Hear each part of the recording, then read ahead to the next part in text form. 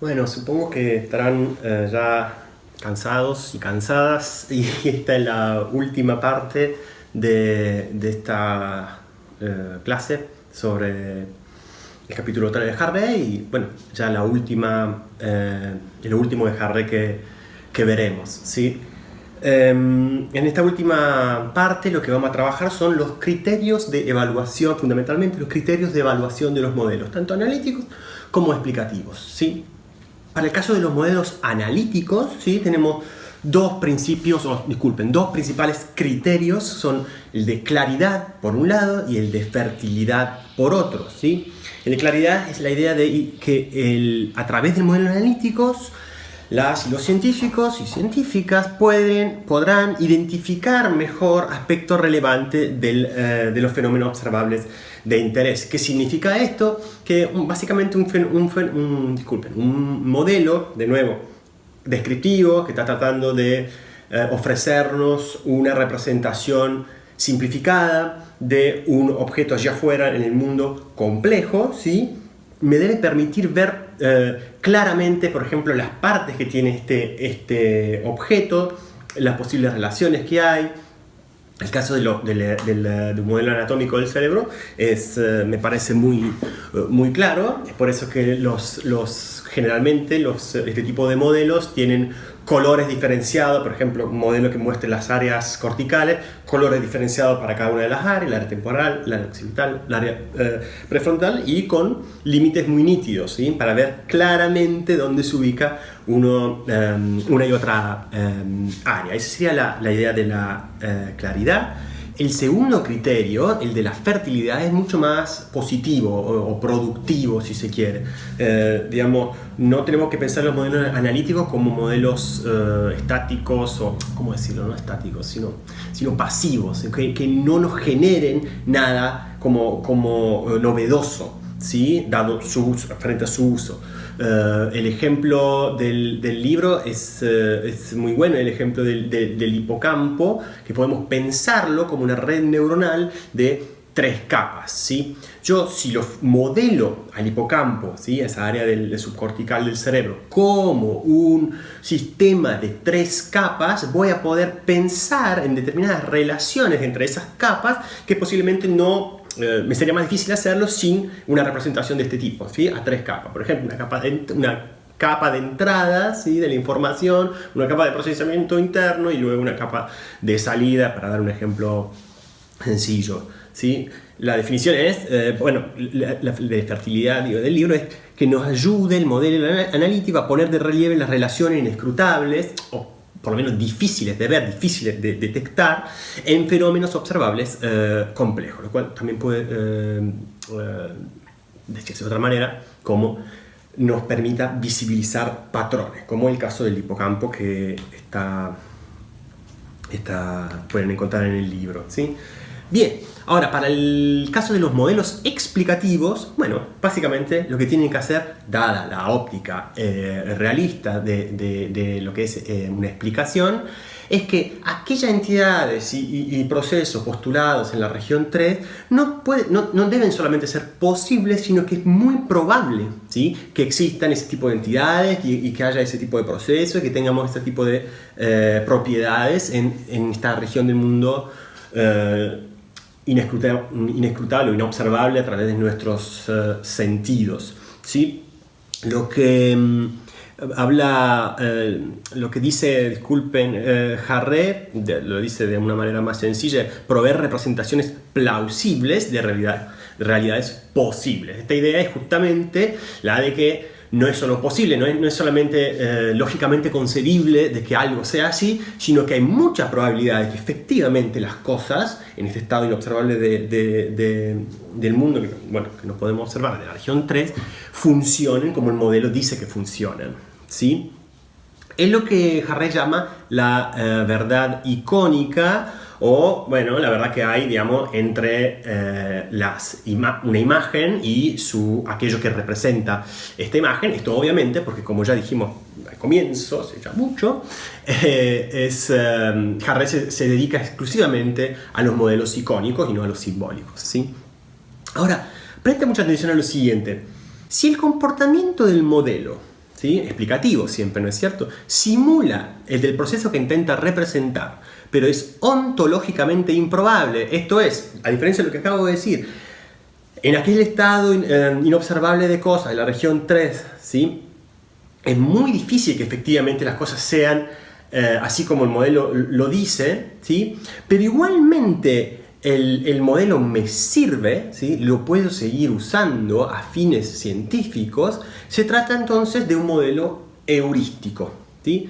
A mí me parece que, bueno, más o menos ya la idea de heurística la traté de transmitir, es la idea de tener algún recurso, una estrategia, una regla, que nos ponga en mejores condiciones, que no asegure la solución del problema, pero que nos ponga en mejores condiciones para poder resolver un determinado problema. Bueno, y eso es justamente de lo que trata en los modelos heurísticos.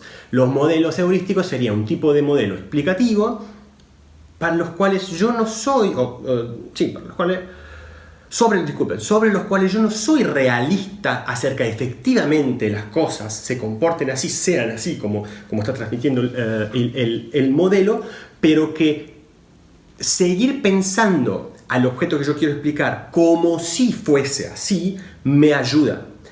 Me pone en una mejor condición para resolver un problema, para poder explicar, por ejemplo, el funcionamiento de la biodiversidad, lo que quieran, ¿no es cierto? Los ejemplos que hemos trabajado ahora, o la visión, ¿sí?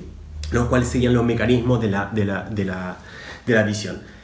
A mí me parece que un ejemplo muy claro y tremendamente importante ya hoy en día es y sobre todo para la psicología cognitiva, es el de la metáfora del ordenador. Usted ya lo vamos a ver un poco mejor, pero es la idea de que a mí me ayuda a pensar en el cerebro como una suerte de computadora, ¿sí?